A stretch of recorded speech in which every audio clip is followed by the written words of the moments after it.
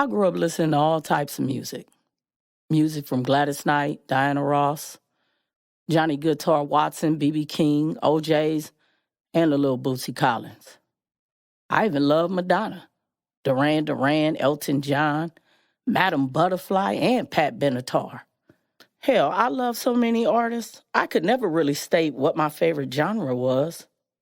But when my brother Skeeter introduced me to a new album called Rapper's Delight, oh my God, that opened me up to a whole new world. I grew up in Pomona, California with my mother, but I also grew up in Compton with my father.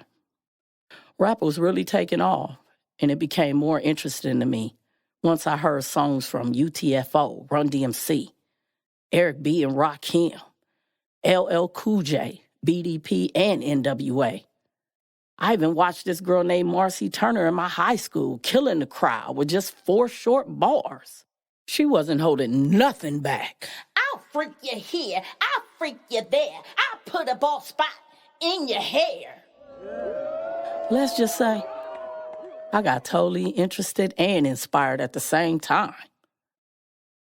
See, in my BSU class, Black Student Union, for some of you who don't know, I met this dude named Tavo Cavanez, who was all into his feelers, finger waves, and Louis Vuitton. I noticed him bobbing his head to an imaginary beat and moving his lips fast as he wrote down word for word. He asked me out of the blue, "What you know about this?" I told him nothing, but I love music, and I recognized the movements. I asked if he was writing a song. He asked me if I knew about 16 bars. I told him no, but won't you tell me so I can know? He said, I'll just show you on our first school break. I replied with, cool. I told him that I enjoy writing poetry. I let him hear a little bit, and he liked it. Said I was an abstract writer with my own style. I had no idea what he was talking about, but it sounded good.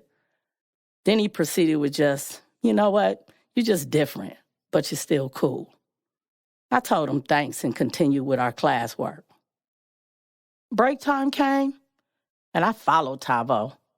I wanted to see the magic of how it all goes down. You know, catch the full vibe, see their faces, watch their movements and study their flow. They gathered in a circle, made music with their mouths, and beat on their chests, swayed back and forth as a few of his boys began spitting their rhymes. One by one, they jumped in, almost as if they was cutting each other off from the last guy's words, but not quite. Nothing was disrespectful, just all love and flow. With each ending note, the crowd seemed to grow bigger and bigger, and everybody was starting to join in. They was yelling out things like, get 'em, dang, and ooh-wee. This was becoming so exciting, minute by minute. Right then and there, I wanted in. The next day, Tavo offered to write me 16 bars and titled it The Principle of Rap. He gave me a speech as he handed over these lyrics and told me, don't never let them see you nervous. Give it all you got. Never come off weak, and always control the crowd with your presence and delivery. Man, I went home that day with that paper and studied those lyrics like the Holy Grail. By that Friday, I felt like I was ready for whatever.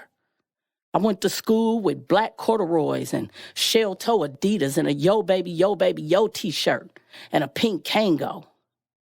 Tavo never spoke to me in class that day. He continued to bob his head to his own beat, never looking my way. That was until it was break time. His boys gathered around and began what I know now today as a cipher.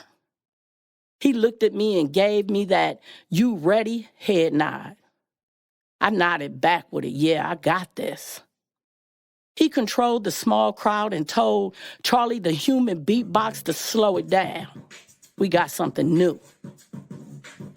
They all stared, but for some strange reason, I was very comfortable, more comfortable than I've ever been. I stepped in the middle of the cipher, used my mother I'm about to whoop your ass face, kept my voice low-pitched, and began spitting those lyrics as I took my title as a female MC for the very first time. I'm gonna give to you the principle of rap, cause I stated, created that I'm a lady MC in the place to be, guaranteed to rock all parties, cause I'm chillin', demolishing all MCs, rocking the graves, rolling over the dead. That's what I said, straight from the head, ho. Yeah, just like that.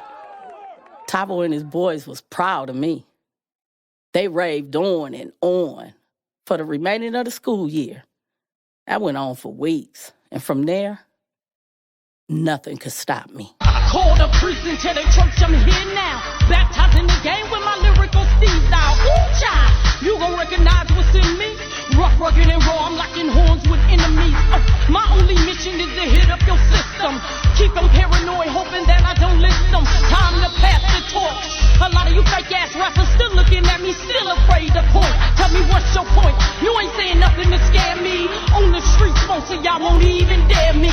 Quick to blow your whistle, yelling, mama, come get me. Tasty's on the block and she ain't playing friendly. Oh, I be the real heartless who wanna start shit. I'm with it to get them up in your apartment. Don't push me, I'm living right on the edge. You bitch niggas better break the bread. Yeah, that was me. Over 30 years ago. I guess you could say I was a part of that lost generation they talk about. Today, I'm the owner of an independent artist magazine company, along with my son, Low-Key the YG, who's now an MC himself. And together, we continue to support other indie artists. So now you know my story. And for life, I will remain a female MC at heart and the owner of Street Motivation magazine. I ain't gotta be frontin', baby, this is real talk. You think I'm faking the funk? Check the body talk. Pomona city, that's where this girl is from. Don't act like y'all don't hear me, a nigga play dumb.